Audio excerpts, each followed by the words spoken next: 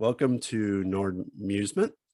I'm the Count of Arcadia, and It's me, Quinn, again. Just like last yes, week. It's crazy. He convinced me to come back. I thought this was your show. Details like that don't matter. What matters is that if it is amusing to nerds, it's Nerdmusement, the Nerdmusement podcast. Hooray. Someday to Let's be get, on a t-shirt. we'll work on that. We'll work on that. First things first, let's just try and make a podcast that doesn't suck.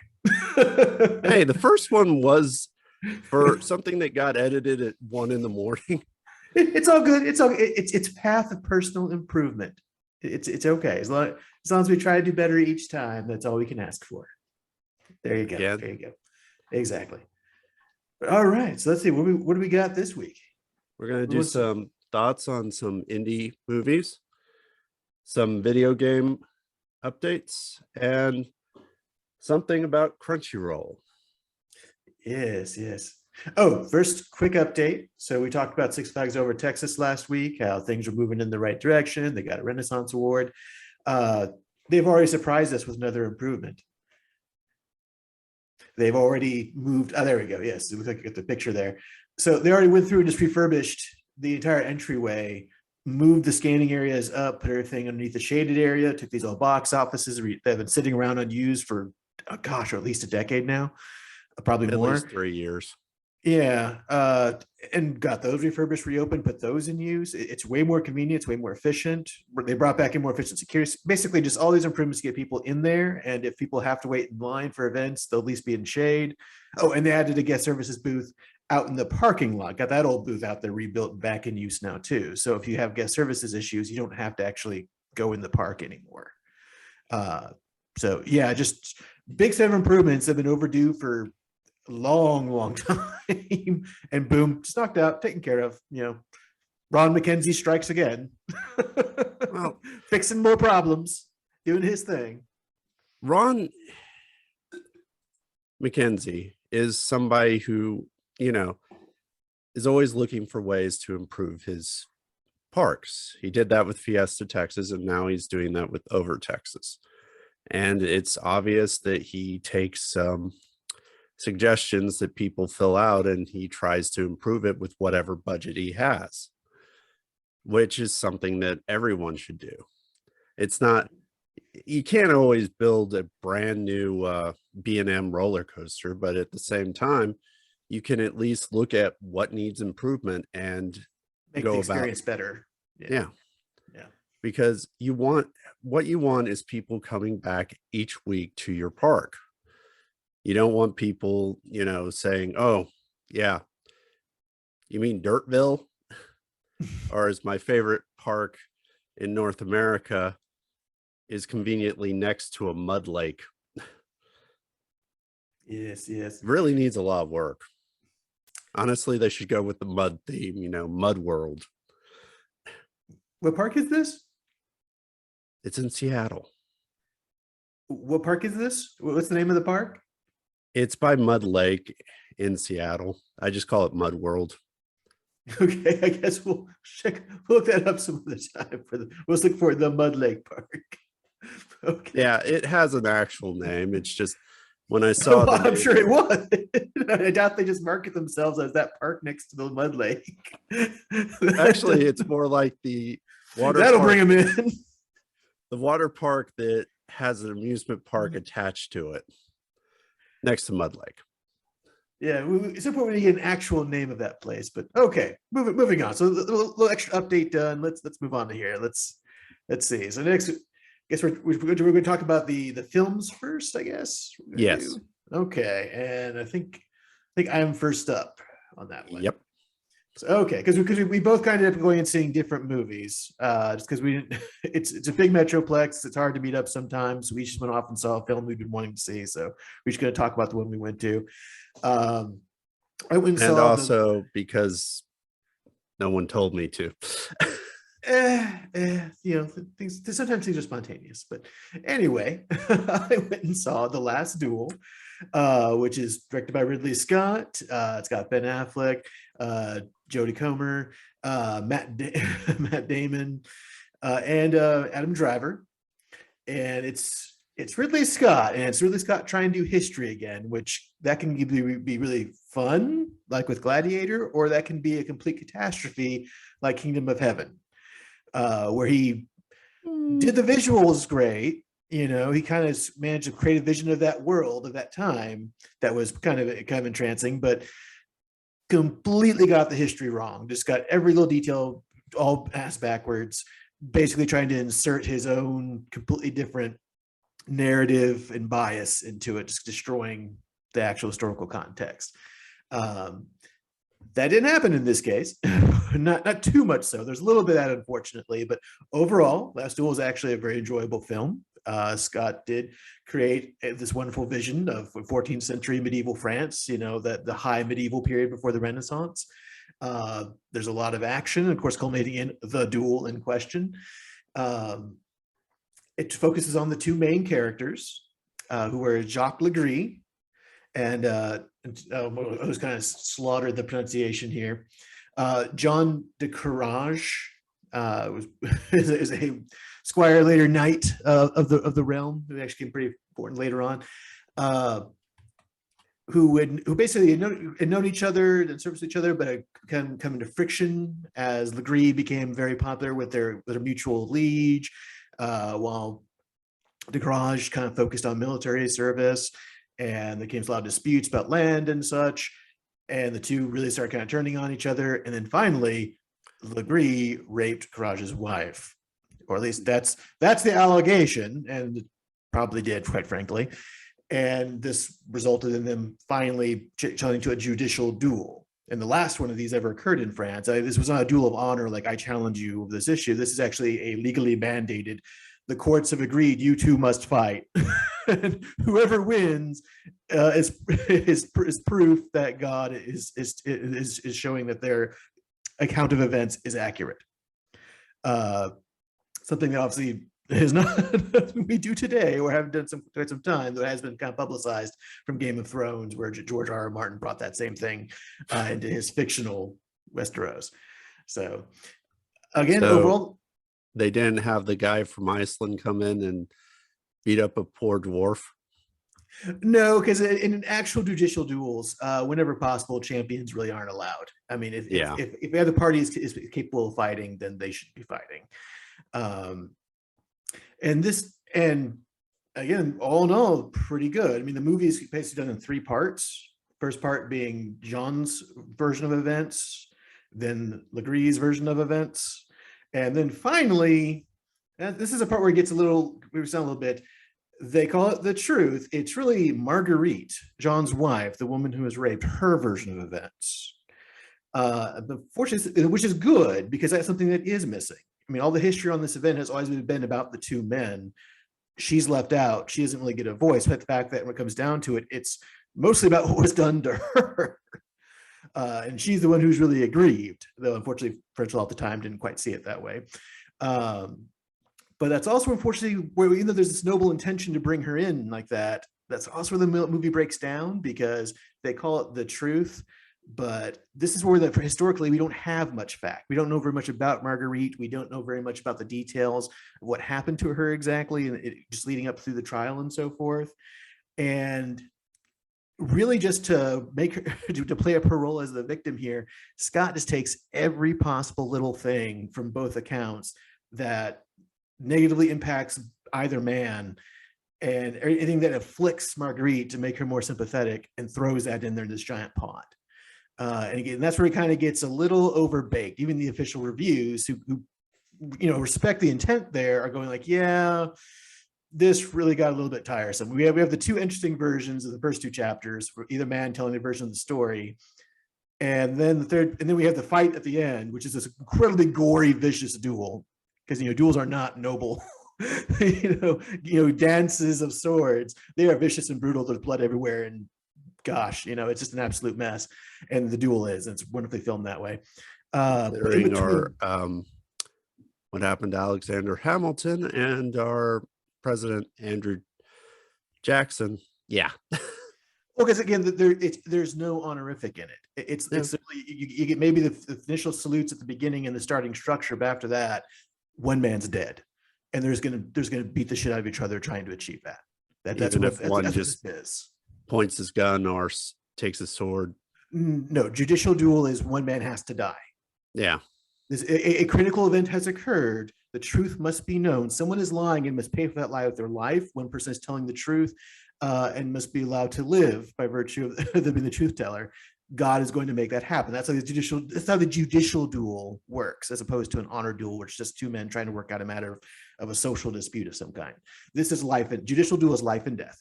And again, and through divine intervention, it's a very distinctively Germanic thing, which makes it kind of foreign both to our current culture and even large elements of medieval culture. The church was never very fond of judicial duels because it wasn't part of the Christian tradition from the Mediterranean, and plus they didn't like the idea that any two guys with swords could bring God into whatever their problem was. Just by saying, hey, judicial duel, whatever happens now is the word of God. Yeah. But the church never approved of it. Oh yeah. But yeah, so overall very good. Again, first two chapters are interesting. Third chapter starts off very interesting. Marguerite's got a very interesting tale. There is the very painful scene of the actual rape. That's kind of something that you kind of have to watch to appreciate what happened. It's a message that kind of needs to be delivered, and a story that needs to be told. But then it really kind of gets overbaked for a little bit there. But then you get that final vicious duel, which is just fantastic to watch. So all in all, I think definitely much better than Kingdom of Heaven. So definitely Scott coming back on the historic movie trail there, and definitely worth a watch. Okay.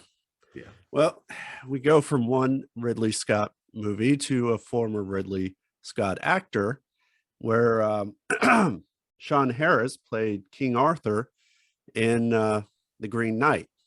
You may remember Sean Harris is Field in Prometheus. I like rocks. Lady, I don't know if you do, but this isn't rocks. Yes, he has a very small role.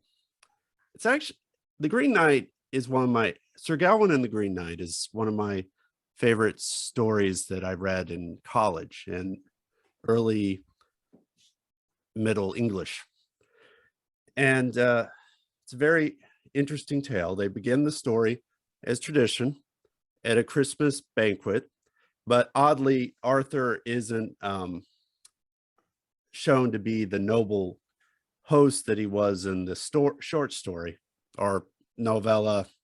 It's not the longest story, but he's supposed to be, being a lord, making sure everyone's happy and everything's proceeding.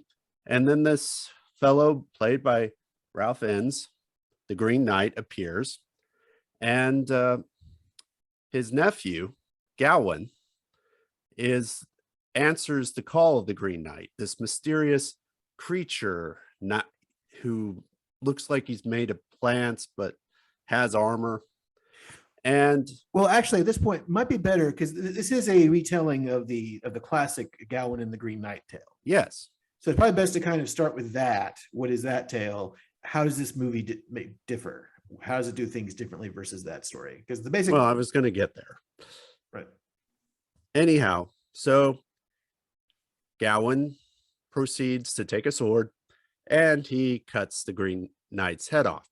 And then suddenly, out of nowhere, whereas a man should, be dead, the Green Knight calmly gets up, picks up his head, and then says, "I'll meet you in a year." And then what proceeds is, well, okay, because actually that's the whole point, is that the Green Knight makes the challenge that he'll allow anybody to take one stroke to cut off his head, on the understanding that that person has to present himself a year later for the exact same stroke. Yes, on Christmas Day. Right. Okay. At a specific small chapel somewhere in Britain. And basically, the movie then moves forward to about December of the next year, and Gawain goes out. He goes over the countryside. And eventually comes to this lord's house. And traditionally, the lord goes hunting, and Gawain is spending his time in the castle with the lord's wife. And this proceeds for 3 days. At the end of that, the lord is supposed to take Gawain to the chapel because he knows where it is, And then at the end of this, we find out the truth. The thing about it is the movie version is slightly different truth. Both the short story and the movie proceed to show that Gawain isn't ready to be a knight. And it's only at the end when he faces the Green Knight in the chapel that he finally earns it by telling the truth. But that's where my problem with the movie is. David Laurie's version of the story doesn't have a payoff. We see this extended version of events if Gawain just runs, but we don't see the payoff of the short story. We don't see Gawain going back and telling the truth to everybody that he didn't feel like he had become a knight. And thus the concept of the belt of the garter, that's where we get the idea of the belt of the garter that is still in the English courts to this day, according to the short story. But it kind of robs it. The movie is very artsy, and there are a lot of changes. For instance, Morgana Le Fay is much bigger character in the movie than in actually the short story. In the short story, she's mentioned once, and as Gawain's aunt. In the movie, she's Gawain's mother. Now that begs a lot of questions, Quinn. Well, in the actual Arthurian lore, like Gawain, Gaheris, the Gareth, all of them, yeah, actually, aren't they the sons of King Lot?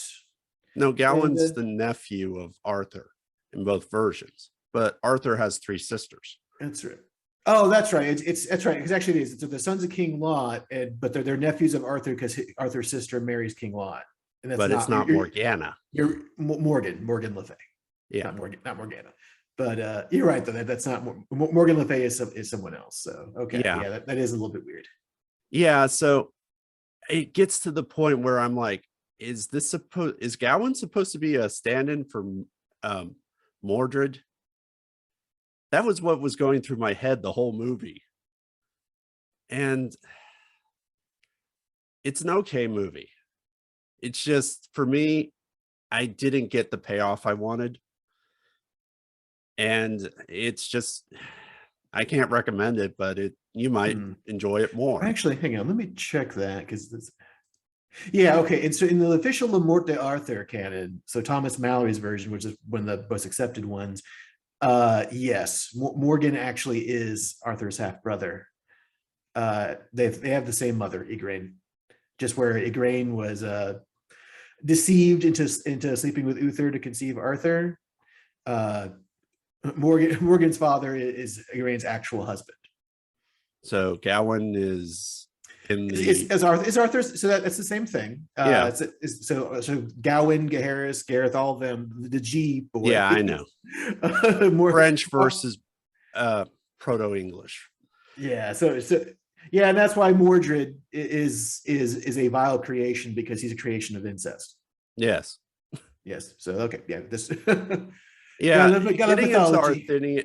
getting into the different versions of Arthurian legend is kind of bizarre and wacky, because in one version of events, Le Morte d'Arthur, it's Morgan who actually helps Arthur after his mortal wound and gets him sent to Avalon. I think. Yeah, I think she is one of the women who meet him. Who arrive on the ship to take him to over the waters to Avalon. Yeah. Well, because that's one of those things in Le Morte d'Arthur where, whether it's Merlin, Nineveh, or Morgan Le Fay, once you learn the dark arts, you're suddenly kind of plugged into agendas and understandings of events that are beyond anything that would make sense to all the other people. so your actions seem contradictory, but the truth is you've become enlightened to higher callings and higher purposes, and you're acting to those purposes, and the people just don't understand. They sort of have a plan behind it all. So the actions would seem strange to us. So Yes. yeah, yeah. Another thing I disliked was all the knights of the round table were depicted as old and decrepit. Now, some of the younger knights were Huh. not a bit. Well, yeah, that makes no sense because yeah, most of the knights should actually be because for Gowan to be a young knight at that point, because Gowan shows up so much more in the cycles later, right up till the end. Yeah, he'd be very early in the cycle in the rotation. Most of those knights should be pretty young. That is weird. Yeah. Yeah. Okay. So, and also, Guinevere is old too. And I'm What? like, yeah, she's depicted Huh. as old as Arthur in the movie, which is bizarre to me.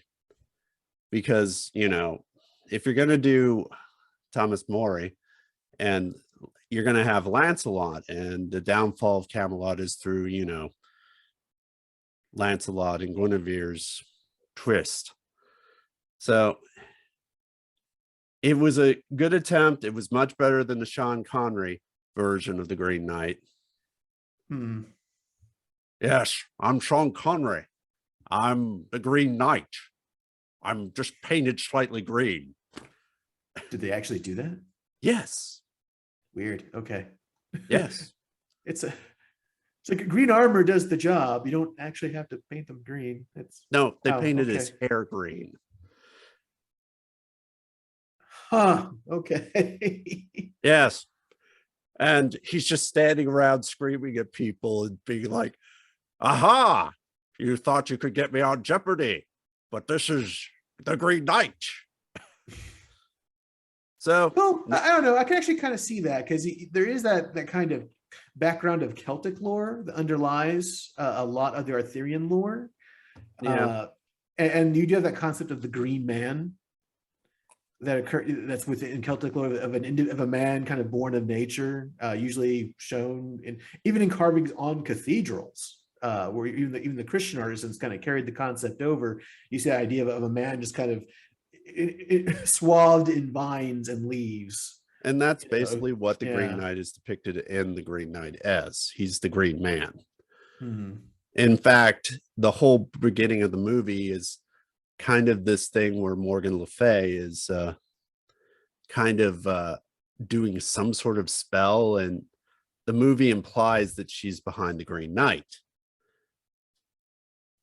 which is what the maybe just story. or at least just summoning him. I guess it Yes. could be. Whereas Okay. in the story, she is the one who empowers the person who is the Green Knight. Hmm. So, But so that's weird that you're describing at the ending that there is because the whole point of the story is that Gawain kind of confronts his own mortality, yeah, makes peace with what he believes is about to be his own death, but is then spared, and that's the lesson. The idea is that he needed to reach that point of acceptance. That's how he can move on to become a better person, become a better knight. Yeah, they cut it right there. Huh. Okay. Yeah, that is a weird question. That is a weird option. Some people like it, some people don't. I'm in the category who were like, okay, where's the rest? I mean, I guess if you know the story, I mean, if there's that assumption that you know the original story and therefore what should really be following after that, I guess that could kind of work. But yeah, that does seem like kind of like lazy filmmaking.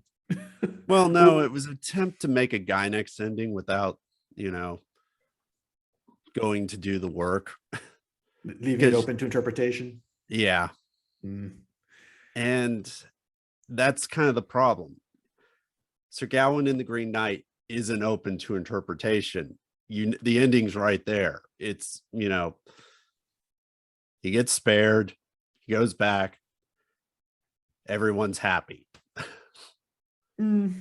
Well, I mean, you can interpret some more complex themes out. There's always a lot of symbolism about the things that happens to him on the way to his confrontation with the Green Knight. But well, and how does this version of the movie handle that? The events leading to him reaching the chapel. In fact, I actually enjoyed that because each time he kind of does aspects of, he rejects parts of chivalry. Okay. So each of his encounters, at one point, he encounters this roving band of giants that's actually described in the novella, or whatever you want to call it. And he instead of doing something heroic or knightly, he just kind of stands there. Well, okay, so what does he do exactly? Well, a better example is that he kind of, when he gets to this house, he finds this woman who's been killed, and he sees her ghost. Instead of doing the knightly thing, trying to help this person so they can move on to the next world, he says, "What's in it for me?" Okay. And so he's not being generous. Another time he Well, doesn't. so did he leave her that way? No, but he's not acting as a knight should. Okay, but then does he then end up helping her? Yeah, but he's not acting as a knight. Well, okay, that's the idea. Is he supposed to learn to be a knight Yeah. through his? So okay, so initially he refuses because he's not being knightly, but then he helps her and learns the virtue of that experience. Okay, kind of. Okay. And each time he's being shown to be less than qualified to be a knight. So I guess that's why they took Sir Gawain off the title. Or Gawain. Well, okay, so that would make sense then. Basically, that's humility. That's realizing his shortcomings and learning that, because I mean, he's coming from the court of Camelot, so he's probably coming from wealth and from nobility, and then having to go out into the wilds to confront his own death, where it becomes clear that, you know what, I almost kind of deserve to die because I'm not a very good knight. And that's what the ending was supposed to show, but then it cuts. Okay, so you do have those experiences where he learns that humility, realizes he needs to be a better knight, better person, and then they just stop at the payoff. Yeah. Okay. So, and that tainted the whole movie for me. Okay. Well, yeah. I mean, sometimes. so up until the lack of payoff, though, are you thinking it's a decent adaptation, worth seeing? It's a decent adaptation. They did what I would have done, which is take out some of the time spent in the Lord's house. The Lord who basically takes Gawain in and says he can lead him to the Green Knight. They take out most of the back and forth there, which is kind of the most pointless part in the book, but it's actually important, but it kind of would seem redundant after the first day, since it's basically the same story each day. It just gets more and more intense, but it doesn't work for film.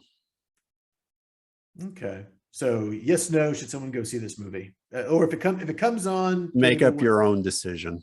But it's better than the Connery version, other than the fact Connery. Well, they can't make their decision until they watch the film. So they need to talk to somebody who's already seen it, such as yourself. So yeah, if you're some people who are Camelot aficionados love it, others don't. It's a decent art movie, but if you're like me and you want the payoff, you're not going to get it in the movie. Okay, so that's probably a no. Then you're going to recommend probably not seeing it. Yeah. Okay.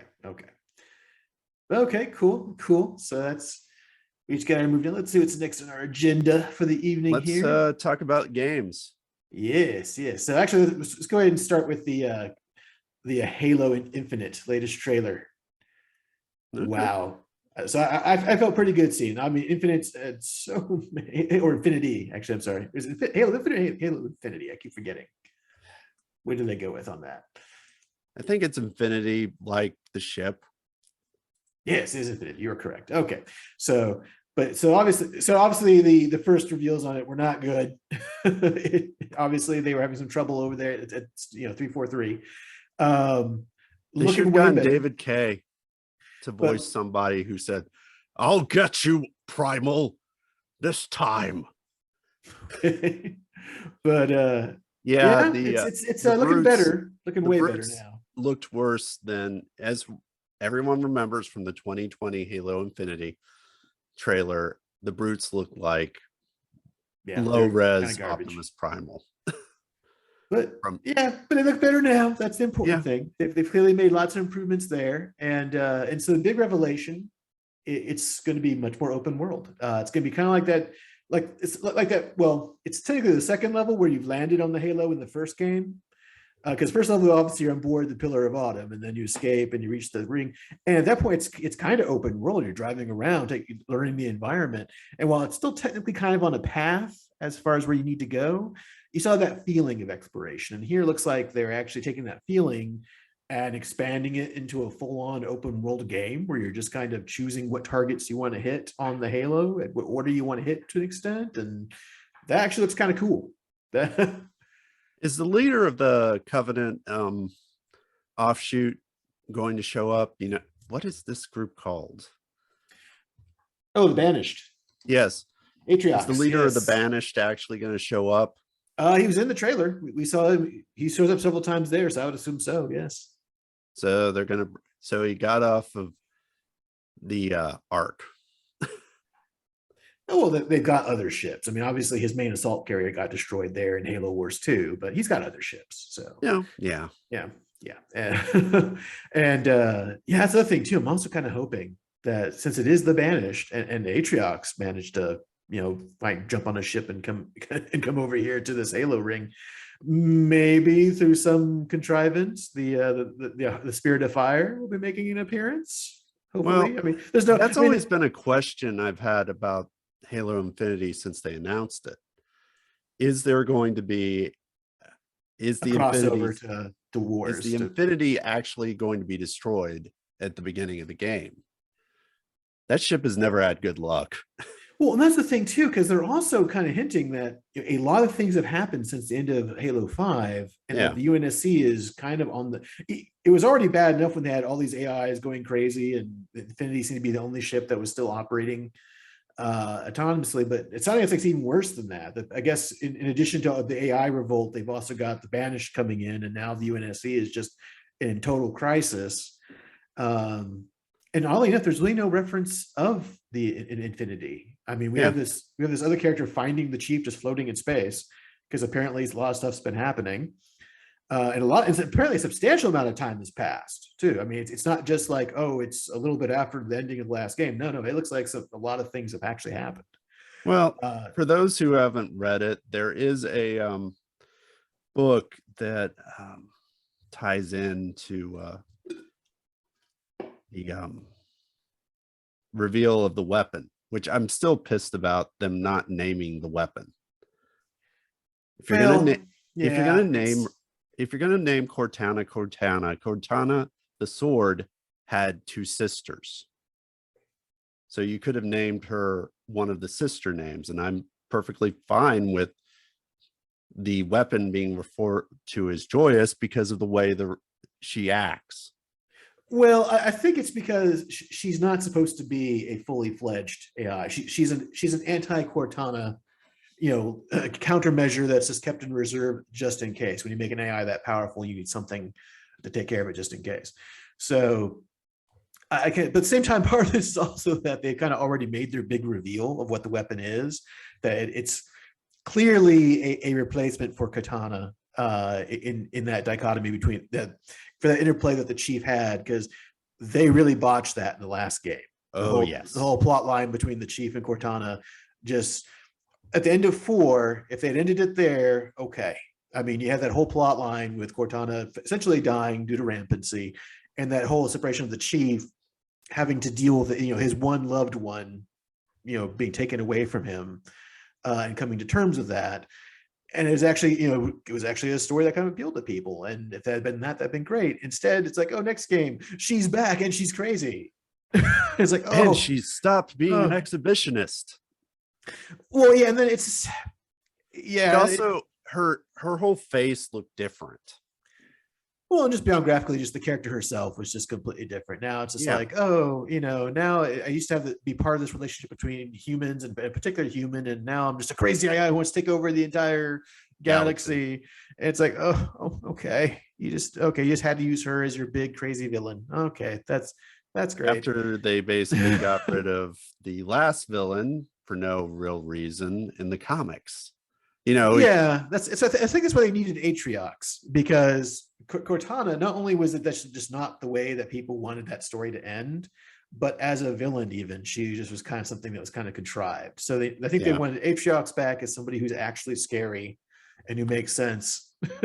And I'm guessing they're going to have to just take care of things with Cortana pretty quick in the storyline, using the weapon. The weapon comes in, ties up the issues with that copy of Cortana, and then takes her place in the relationship with the chief, and then they move on to actually defeating Atriox or whatever forerunner entity might be around that might still be a problem or something.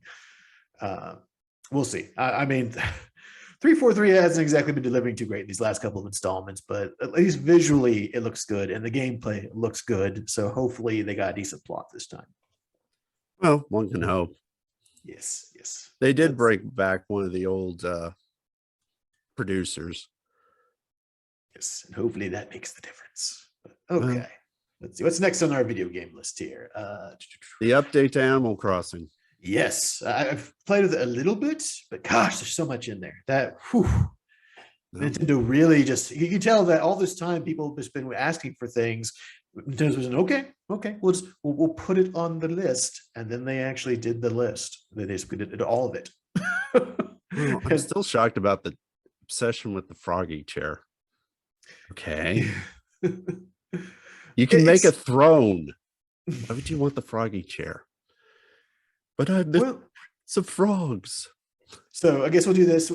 So of all these improvements, we'll go with what's the two that are most appealing. I'll do mine first. Storage. I needed that storage. I needed way more storage because it didn't take me long to fill up the last storage boost they did. So I'm very, very happy to get more storage. So what's your number one? Getting the art gallery guy. Getting Red to actually just be someplace where I can hunt him down every day and say, the plaza.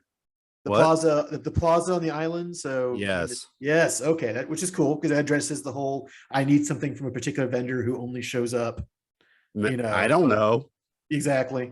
Yeah, the art gallery thing, because all the other collections are up to you. Yeah, you go out there and you do the work, you find the things, you collect them, you build your collection. Great. With the art gallery thing, you're just at the mercy of this random algorithm, and it doesn't really matter what you do because it'll just give you the art items when it randomly generates them, and even if you already have them, it'll just give you the same ones again and again. It may never really technically get around to giving you the full collection. It's just a pain in the butt. Yeah, and they finally gave you an achievement for finishing a part of the museum. You get posters. There you go. Yeah, and yeah, so basically having the plaza there. So you're right. So Red is this there. So if we have to play that game, at least now we can pull a random art piece from Red on a daily basis.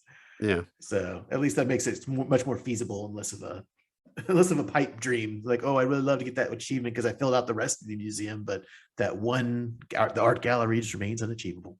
Yes. I'll go with my number two other good aspect.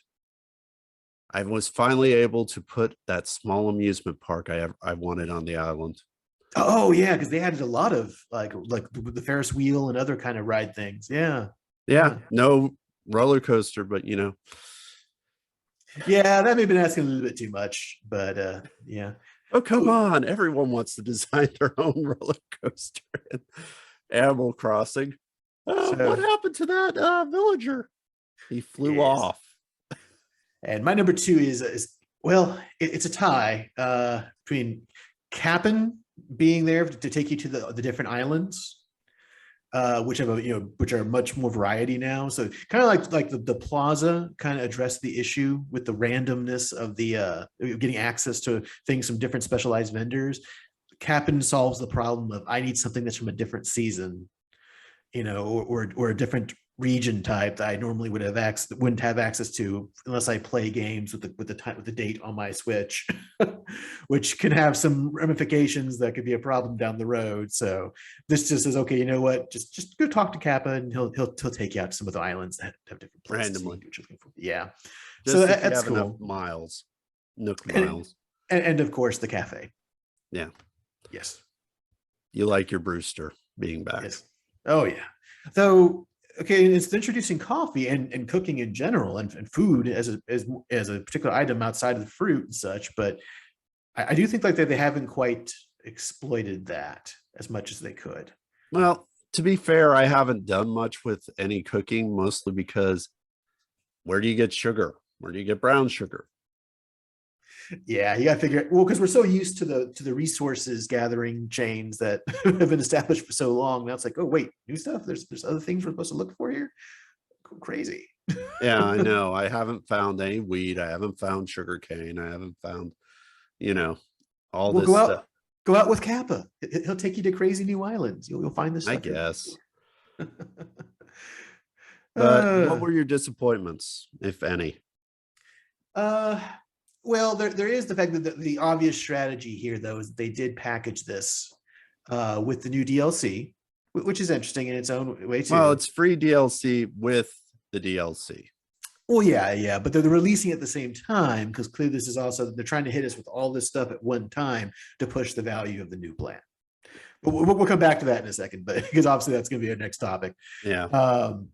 So that whole strategy, while it's great to have this stuff, it's like, you know what, they could have been releasing a lot of this very gradually over time, and we could have been enjoying and taking advantage of it. So the fact they decided they need to package it all up to make that huge, big Animal Crossing value boost to justify the new plan, a little bit of annoyance there. But the other disappointment, and admittedly, this one would have been kind of hard to beat. The DLC is kind of, people have often been requesting, can I get some more inhabitants onto my island? It's because right now we're capped at 10, Yeah. And everybody kind of wants more because we're always at that point where, we want to have all of our favorites here, but the new ones show up who are kind of cool, but we don't want to lose the one we've got, blah, blah, blah. And they didn't do that. And admittedly, that would have been a bit of a challenge because space-wise, that could have caused some issues.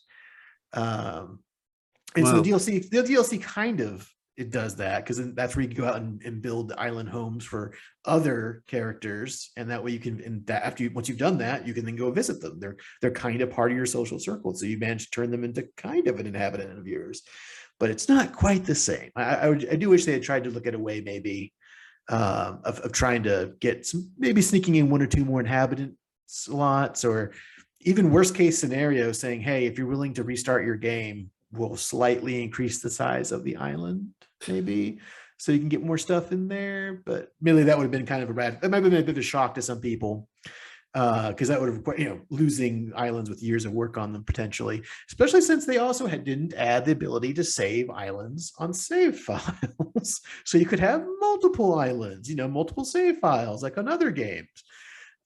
Which is probably the biggest disappointment, that they didn't do that wasn't the final revision to give you the ability to just have several saved games and several islands. So yes, not really an issue with me, but other people who live together, you have to share the island. Exactly.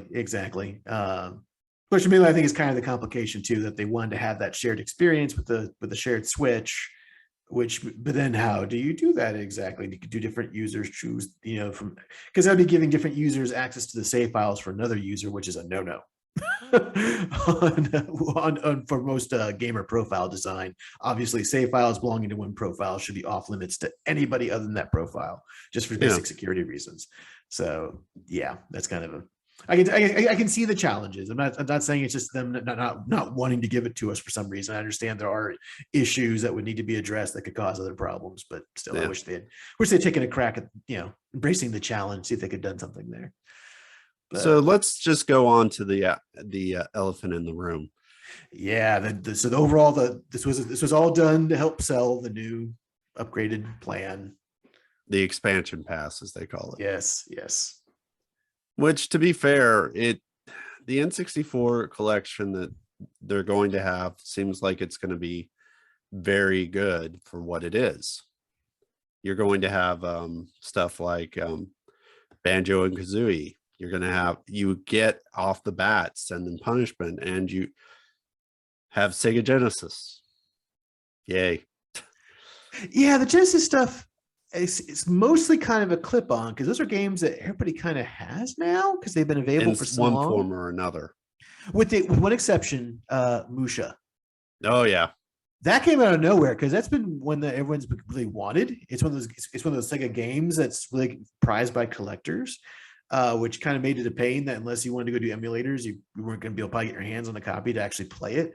And there it is, finally. It's boom, there, play it, enjoy it. Have fun. All right, cool. But yeah, other than that, everything else in that collection is just stuff that's been around for a long time on gosh knows how many collections. Yes. Good stuff, but just common. Just very common. And you can buy the Sega Genesis collection for the Switch for about $29. Mm-hmm. Which, or for numerous other platforms. Yeah, or you could have the Sega Genesis Mini or several other options. Which again doesn't mean they're bad games. They're good games. It's just that they are very common. So as a selling point for a new service, including them isn't a revolutionary thing. But to be fair, still kind of interesting though. If they wanted to get Sega Genesis aficionados off the bat, other than Musha, they should have probably put Sonic 3 and Knuckles on there. Yeah, that is kind of thing too. Which maybe they will. Or put a couple of 32X games on there. Well, and there's also just the other angle to this where if they're reaching out to another provider, other studios to provide material for their online plan, there's lots of studios out there that would like to get some of their older titles, find a way to get some revenue off of those. So if Nintendo is willing to just say like, yeah, here's a flat fee to put this in our collection, a lot of studios would jump on that. Yeah. Plus it even gets to the point where I'm sure they're talking to Konami right now. One of the secret systems that people have been talking about possibly, but no one's talked about is probably at some point they're going to try and put PC Engine turbo graphics on there. Could be interesting if they do that, but that's what takes to the biggest point where, okay, like Microsoft obviously has gone to the Game Pass. PlayStation's trying to get PlayStation Now up and running, where they're just selling basically just memberships that come with huge collections of games. This is kind of Nintendo starting to move in the same direction. PlayStation Now to me. Well, it's Game Pass, but not as good. Yeah, that's basically the problem. It basically came out around the time of no backwards compatibility for the PlayStation 4. And it's just kind of always been odd. Well, it's just that because they knew the industry was starting to get, Microsoft had already started moving in that direction. Everybody knew that was going to become a thing in the far future. So they had to start with something just to start getting the brand established, just to show the investors that they were also aware of that development, coming down the way, and that they'd be ready for it. But yeah, they're just still lagging though, and partially because they don't necessarily need to go that way yet. They're still doing fine. Yeah, just selling individual titles.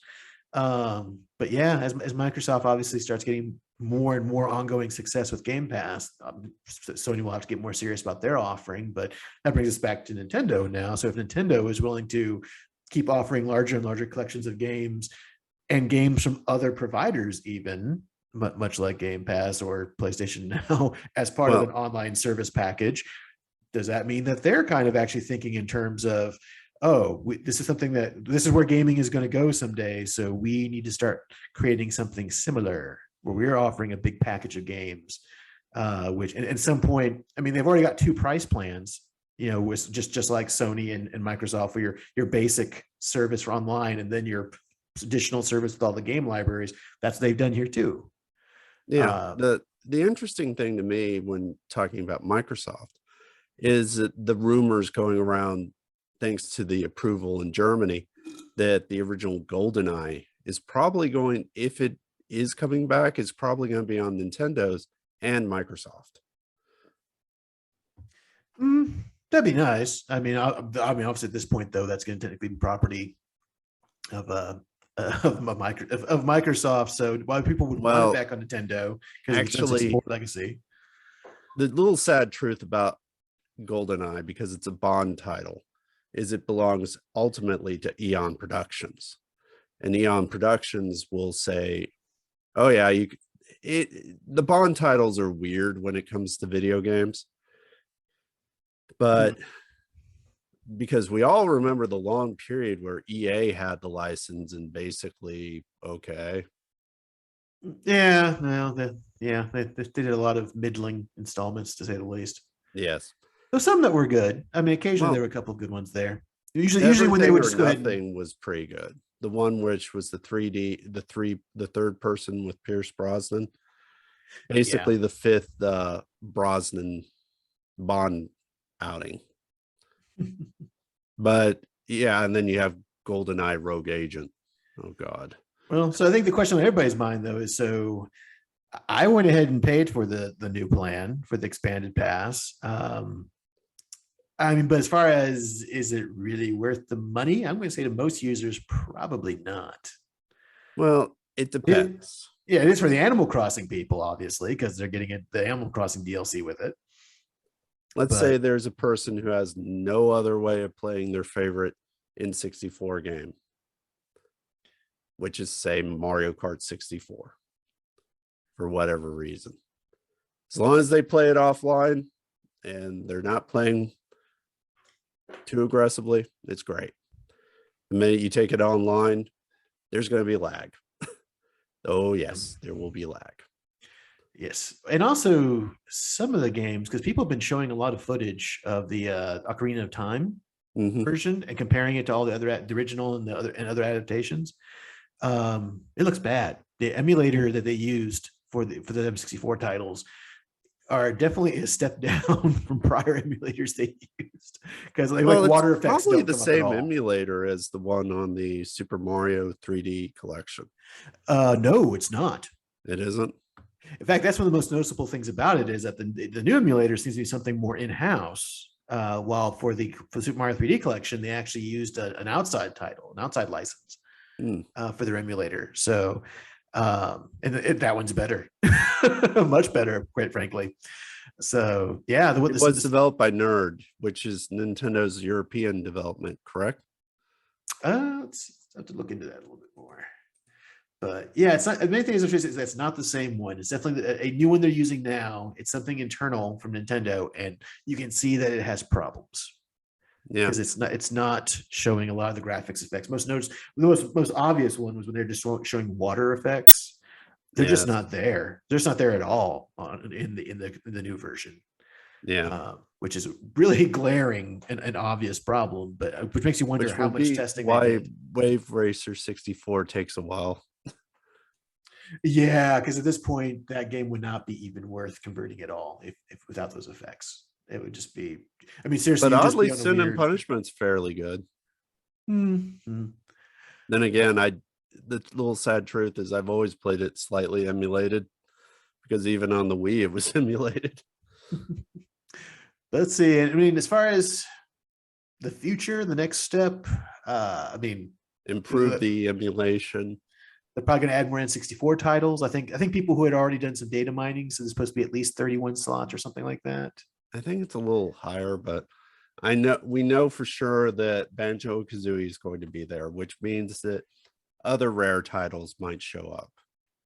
Stuff like Blast Corps, Jet Force Gemini, and of course the infamous Diddy Kong Racing. Uh-huh. Okay. Not sure why it'd be infamous, but okay. I don't know. Okay, how about this? The infamous Conker's Bad Fur Day. Okay, Conker's actually is kind of infamous, but unfortunately, I don't think they're going to get that one. Well, the weird thing about Conker's Bad Fur Day is the one that wasn't as censored was actually the Nintendo original. The one that's neutered is the Microsoft remake. Which is weird, yes. But the one that a lot of people really seem to, when you talk to the online groupies, they want Mischief Makers. a 1997 title from Enix, which was a 2D, 2.5D side scroller made by Treasure. And since they already have Sin and Punishment, who knows? Okay. Of course, they have to talk to Square Enix about that, and I don't know if Square Enix is going to be interested in giving them the rights over, or doing the work to port that. But I guess we can see. We can always hope, Yeah. maybe. Also, there's still people who are really want the Game Boy or some form of Game Boy. And to me, since Metroid Dread is doing well, it makes sense to, just make a general Game Boy Advance simulator and then Yeah, put, but it would need to be advanced. I would emphasize that I have no interest well, I'll say minimal. There's a few titles on original Game Boy and Game Boy Color that I might have some interest in playing, but those have not aged well, not at all. Even worse than the NES titles. well, to Yeah, be fair, they were designed to be seen in very small. exactly, and more importantly, we're achievements for Agreed. their time.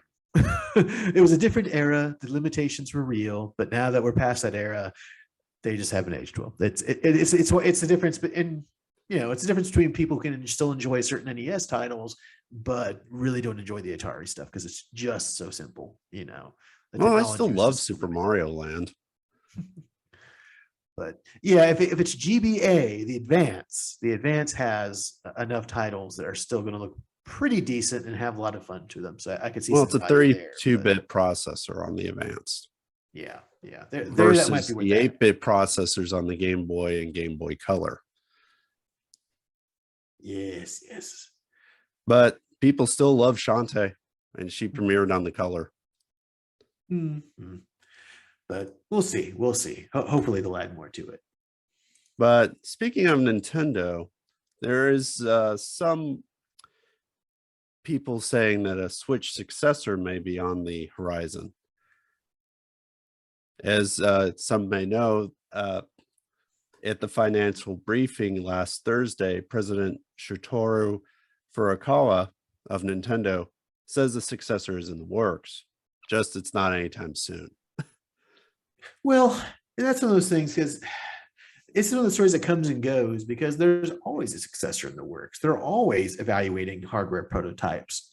Sega even had a successor to the Dreamcast, probably. Yeah, and yeah, any company that's looking at the future at all is going to be, somewhere in the garage they're knocking together prototypes for the next console, most of which will never see the light of day, because they're just really just kind of checking the costs involved and seeing if the performance gain is worth it, so on and so forth. And yeah, I guess it's just one of those things where we're going to keep hearing this constantly until the time that they're actually going to say, you know what, now we're actually making plans. We're not just knocking together prototypes. We're not just doing some forecasting. Now we're actually proceeding. So, something is actually going to happen from this. So yeah, this is one of the stories which I think is just going to keep recurring. And okay, it may be interesting if any actual details emerge, but other than that, no, it's just same answer they're going to give for years on end. But that being said, the Switch, they didn't get the midlife refresh that we were hoping for. Well, there's the still OLED hope, is, but time. Yeah, I think they missed the window on that. The OLED model, if it had the increased memory and enhanced processor and so forth, that was the time. Was that with additional memory, better processor, and 4K. And they didn't. And now, to be fair, the Xbox Series S does not do 4K, but then again, I don't know many people who are like, I really want the Series S. Yeah, but yeah, main thing is just that at this point they missed the window. Production chains are crazy, so now trying to even get their mass console release for something like that's going to be a problem. Yeah, and enough time has passed that by the time that they got those kinks worked out and got the new thing produced and out there as a midlife upgrade, they would already be looking at moving over to the just outright new replacement console. So that's probably why they decided not to pursue it, because they couldn't get the parts. And it would have been kind of like releasing the 2DS XL at the same time as the Switch. Yeah, it was just it would. I think they missed their window. I think And unfortunately, I they think the know pandemic that. just I think the pandemic ruined. Now that's the question though: is if the pandemic hadn't happened, I mean, gosh, there's so many rumors that that people had seen these prototypes of the Switch with 4K capability, and with higher memory specs and things like that. That it is definitely coming out of the garage. That they're actually looking at production scenarios for it. And then the pandemic happened. Those rumors started going away, and then we got the OLED version. Yeah.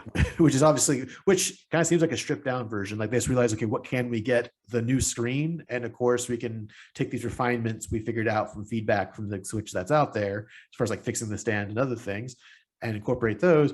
Okay, that's what we're going with. That's what we're going to make because we can actually make it. So, yeah. You sometimes fight the war you have. You never fight the war that you want to. Mm-hmm. Yeah. Well, let's segue into a different topic, into our last topic for this episode. Yes, some anime topics. Well, a Crunchyroll original. I think calling it an anime would be fighting words in some circles.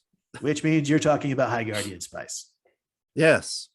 Because man, is it? Oh gosh. Oh, I wow. actually bothered to watch the first episode. Because it's not anime. No. It's from the Steven Universe school of animation, quite frankly. And if you're a fan of Steven Universe, I'm sure you'll love High Guardian Spice. But for everybody else, it's not great. Oh yeah. It's definitely not. It's definitely not an anime. And if you're an anime fan, you probably won't like this one because this one does not get its. It just doesn't get its content balance right. I mean, who's it for? I mean, at some points it's very, very childish, and it even kind of positions itself as a, which is odd because they're kind of calling it for mature audiences, and I'm like, who? Yeah, but it's. I hate to say it, but the only real purpose I can get from it is this really just intended to try to get children acclimated to transgenderism? Because that's really the only thing I can really see from the purpose coming from the show. Because because they keep coming back to the topic. They throw in their whole magic spells to allow everybody to be whatever gender or sex they want. Yeah, and it's like, oh, okay, well, it's also kind of boring, but yeah, because adults are past this. Adults can just discuss the topic, and just go over the facts, details, and come to their conclusions. But with children, it's just kind of crude propaganda, and the rest of the show is really not for children. let's go through kind of a list of things that are wonky about the show. The voice acting is very mellow. I honestly, a lot of the voice acting would have been kind of bad in 90s anime, but there were some very good acting in some of the bad dubs you got in the 90s. Every once in a while you'd have Tony Oliver just step in and give a good rendition or something. But Stephen Bloom used to be on some of those really bad dubs, but he would give his all. But this was just kind of like, did these people just phone it in? I get the feeling everybody phoned everything in on this. Yes, that's the problem. They have a tree PNG that's just something you can go pop into Google or Bing or any other search engine, and right there, they actually took bread PNGs and put them in. It looks kind in as far as just graphics file PNGs, yeah. Pictures of bread, pictures of trees. Yeah. So it kind of gives this odd, everything looks right, and then suddenly you look at, why does that bread look off? It's kind of like in Magical Monica, how they would go into the witch world and everything kind of looked off and distorted. It was kind of like that suddenly out of nowhere.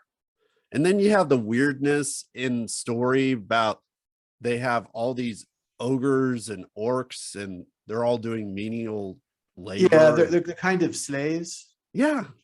Which is weird. Yeah, because supposedly the people who are making this are definitely part of that group that right now are just raging across the fantasy fandom about how like, oh, orcs are really a stand-in for black people. It's all about racism. And then they go and perpetuate this supposedly racist stereotype themselves really hard. Yeah, and I'm like, okay, where's the savage nobles that we know of in fantasy of the orcs and trolls and whatnot? Where are their battle cries? Nope. I think the funniest thing I saw was the main characters are riding a dragon. Dragon drops them off at the school. It's falling apart. One of them asks kind of deadpan, "Are you okay?" Then the dragon looks back at them, says, "Yeah, I'm okay." Flies up into the air after dropping them off and explodes. I'm like, okay. Huh. Okay. Yeah, the internal rules of the show don't seem to make that much sense. It's like basically the worst campaign you could ever think of for a tabletop. You know, it's like if Dee Dee's from Dexter Lab, his sister, there was an episode where she took over as the dungeon master, and she basically made it more fun for them because Dexter was basically the worst DM possible. He just wanted to kill him. But yeah, usual killer DM. Yeah. whereas that was just kind of Dee Dee-ish, where she would just basically be like, random stuff happens and it was interesting. This was just kind of like, wow, this is boring. Well, but this is what happens when you're putting together your entire development staff, apparently based primarily on which boxes they're checking on the special interest sheet. Like, oh, look, we have all these people from different sexual groups, from different racial groups. Aha, it's wonderful. It's like, okay, did you try hiring and selecting people based on their skill sets? No, apparently not. On their ability to actually complete the project and produce a quality product? No, because it took 3 years for this. Yeah. After the announcement, it took 3 years. Well, of course, the question there is, it take 3 years. We're talking about 3 years to actually get out and broadcast, but as far as actually getting made, it may not have taken that long. I mean, frankly, I get the impression that Crunchyroll realized really quick they had made a terrible mistake getting into this project. Well, it was supposed to be the original Crunchyroll original. This was supposed to be the show that said, we can make our own stuff. And then they, in direct contradiction to what they had promised their fans when they increased rates and said, we're going to take this money and use it to support Japanese animators in making more anime. And then it's like, oh, wait, we lied. We're actually going to use this money for our own internal projects to basically lavish funds on our friends to make very terrible products, which have nothing to do they with could our have just actual given that lineup. to they could have honestly just taken High Guardian Spies and taking it to Cartoon Network and gotten rid of something so they could have gotten on air. Yeah, the theory that I have heard being bandied about is that okay, basically it became really obvious really quick this was a bad idea. But the show, but they paid for it, the show was made, and they just left it in the can until the buyout of Crunchyroll by Funimation/Sony came up. And at that point, they're like, okay, we need to go ahead and get this project taken care of before Sony comes in, because there's going to be a lot of questions about it when Sony comes in. So that's why they finally just broadcast it. So, okay, it was made, it's been broadcast, project closed. Now, and gave the creator a Superman show instead. Well, yeah, Warner Brothers did that, but yeah, point is that, which I would have said, no, we're not giving this to that guy, girl. Some people just fail upwards. That's unfortunately the way it is. That Crunchyroll got it off their books. Because when Sony coming in, they needed to get it aired, get the project closed, and just walk away from the issue, wash their hands of the whole thing, which is good, at least in the sense that there's probably not going to be a season 2, because Sony's just going to come in and it's just going to be that failed project that was obviously never a good idea, and that all strings have been officially cut on it. Well, and to be fair to Crunchyroll originals, there have been some good ones that they've been on production credits. Dr. Stone, for instance. hmm. Um, Rising of the Shield Hero is another instance of them supporting a show that turned out to be very good. Now, Well, they're good when they're just, because in those shows they're just providing cash. Is what basically all they're doing is just saying that we know you've got a good show in the works, and we'll go ahead and help make the project viable by guaranteeing a streaming rights contract right now up front in order to secure it. Cash is yeah, on the table. Go ahead and make your show. When they do that, that's great, and that's what people want them to do. It's which to is join support. a production committee and be part of it.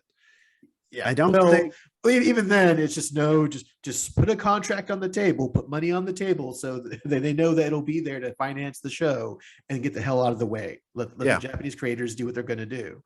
Um, that's where the Crunchyroll originals thing has been really damaged by this, because we don't want them. This just shows they shouldn't be involved in the process of making this anime, other than anything other than just bankrolling it and distributing it to us. but That's it. in contrast to High Guardian Spice, there's also Fina, Pirate Princess, which was created by Katsuo Nakazawa, which is he worked on is a character designer on El Hazard and also Tenchi in Tokyo. Yes. He's gotten up in the world. To be fair, it also bores me. Yeah, I It get the impression watching it that, like, they must have cut half the scripts. Like, it must have been put out as a 24 episode series and they just slashed it down to 12. yeah, And yeah, and there's it should have been also, 6. and the main character is very much a Mary Sue. Yeah, And that becomes more and more obvious as the show wears on, especially to the ending. And it's kind of ironic because this case is kind of the opposite. yeah, Crunchyroll kind of screwed up in the sense that in this one they should have actually paid more attention to what they were funding. yes. Yeah. And it got slawed on Tsunami, and and no one really, okay, it's there. It seemingly gets high buy rates on iTunes. I don't know why. Eh, I mean, it's not a bad looking show, and the first couple episodes were okay. I mean, it didn't hurt to watch. That's the important. Again, I he don't, knows I how to don't hate design it. good characters. Yeah. He worked on El Hazard, which El Hazard is a really good show, and they have a new collection of it available now on Right Stuff and Amazon.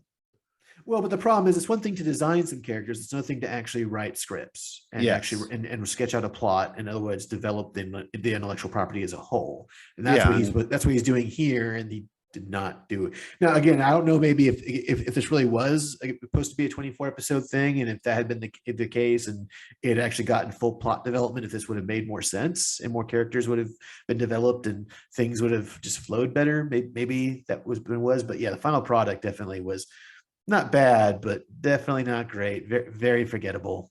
yeah. It's Uh, kind of itchy and scratchy drinking lemonade. yeah, yeah. So, and also for something that's supposed to be about pirates, there's not a lot of swashbuckling or fighting or even really pirating. It's They're it's like not, are they defying the government? Not really. Are they just out in the ocean doing stuff? Yeah. yeah, it's and again, I hate to contradict myself, but this is those things where okay, Crunchyroll should be put the cash together, give it to the studios, and distribute it once they finish making the product. But obviously, addendum to that, you would want to evaluate that product and make sure you're funding something worth actually distributing. It's kind of like ADV before they went under, where they sponsored that one. They would sponsor shows so they would get the distribution rights in North America, but they forgot to read the scripts. Yeah, yeah. Which, well, and that's one of the things that kind of sunk ADV in the end, was they had a lot of stuff that was really mediocre come through. Yeah, they put up money and it just was kind of like, why? Why would you do that? Which, I mean, that even kind of resulted in the huge, that whole anime manga crash, where we had that amazing boom where the stuff just flowed like water. But then ADV crashed because they had dramatically overextended themselves on too many properties that weren't worth it. Not to mention the giant cash sinkhole that was the live action Evangelion movie. And Tokyo Pop crashed Yes, because the live action. and the Tokyo Pop crashed for the exact same thing. They were sticking every manga license they could get their hands on. And the American mangas as well. Well, and the American ones, actually, some of those are better than others. Yeah, they're acquired taste. Well, and that's the thing, is that was actually kind of a missed opportunity in my opinion. They actually had a couple of good ones that were worth continuing, but then the whole thing came crashing down, and yeah. But I don't think we're at that point. I don't think we're, because I think we're at a point where the good stuff is rising to the top still. So everybody's kind of learning to kind of go through the all of it and find the good stuff. So the market's not getting turned off to, by all the stuff that's more mediocre that comes through.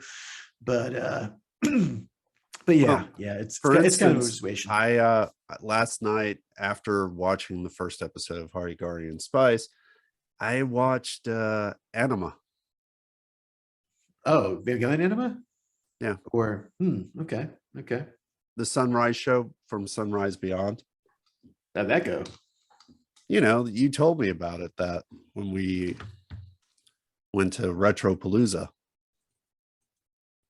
It was better than I thought. When I first saw the designs, I was like, what is this? Mecha with Digimon? Oh, are you talking about Kyokai Senki? Yeah. Oh, okay. Yeah. yeah. Kyokai Senki's been great. I've been really enjoying that. It's one of my weekly things. I was downloading the latest episode. Because it's the Gundam team, of course, and it's kind of interesting that their whole background is the idea of what happens if Japan becomes a failed state, and frankly gets played with the way that, Ukraine, Georgia, Syria basically just becomes a plaything for the international community, which is kind of a legitimate concern for Japan to have. Quite frankly, they put in an interesting reason for the downfall was the lack of kids and an older population. And I thought that was interesting.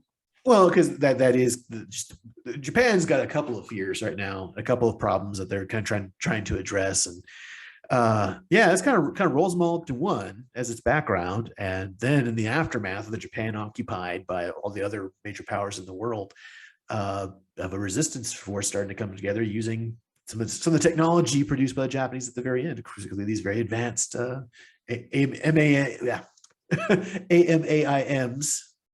Advanced robots. So, though it was kind of funny when I realized that the Oceania was Australia because their mecha were kangaroos. The bunyips. Yes, I was like, that's a kangaroo. Yeah. But I'll probably check out the second episode at some point. But I was like, yeah, I could get behind this. Other than the Digimon. Yes, okay. For anybody who hasn't seen it yet, basically the idea is that when they're piloting these mecha, it's a virtual reality cockpit. Basically, they're seeing, or maybe AR might be a more accurate description of what the interface. AR. But the interface includes an artificial intelligence, which is there to assist them in operating it. And all the artificial intelligences will appear as little kind of cute little digital monster kind of things. So. Honestly, Digimon is probably the best way of putting it. Well, it's kind of an outgrowth of the Haro concept from Gundam too. Just in this case, one that's a bit more interactive. So, actually, much more interactive if you want to be honest about it. Yeah, and much more marketable. It's not just a little sphere this time. Now it's cute and digitally fuzzy and cuddly. So, exactly. So, but yeah, it's been an interesting series so far. A lot of good combat scenes, a lot of plot development's been coming along. Characters so far kind of interesting in their own way. So we'll see how it ends. Hopefully, it'll end up being one of the greats in the mecha genre. Well, the mecha genre needs something because let's be honest, it's been kind of a dry spell, except for the occasional Gundam. Well, and it does need something that's not Gundam too. Obviously, we both love our Gundam, but it is becoming a little bit monolithic. It's nice to see some more variety, and Sunrise putting its marketing team behind other properties besides Gundam. Well, they try every couple years to make something. That's how you end up with stuff like Super Robot Wars. Mhm. Sometimes they put stuff in Super Robot Wars just to, hey, you missed this. Go look it up. Buddy Complex. Huh. Does Didn't even anybody watch that. remember Buddy Complex? I don't think I ever watched that one. Yeah, I only found out about it because I played Super Robot Wars X. I was just like, yeah, that was a thing. Huh. Okay. Yeah. Weird. That's because you mentioned. I just assume it must have been something from just from the golden age before stuff started coming over. I'm like, wait a minute, this is 2014, and that's actually a fairly Yeah, good looking animation. Huh. Weird. Okay. yeah. Yeah. From Super Robot Wars T, I was encouraged to go track down Expelled from Paradise. Weird. You'll have to check that one out. See if it's actually. It's on Netflix. It's actually fairly good. It's kind of weird how they worked in the movie. It's a movie, so you don't have to get behind 26 episodes. So it's just about 2 hours. It's basically a reuniting of the Cowboy Bebop dub cast, and it's actually very good. I wish I could buy a copy in this country. Did they Just never officially release in the US?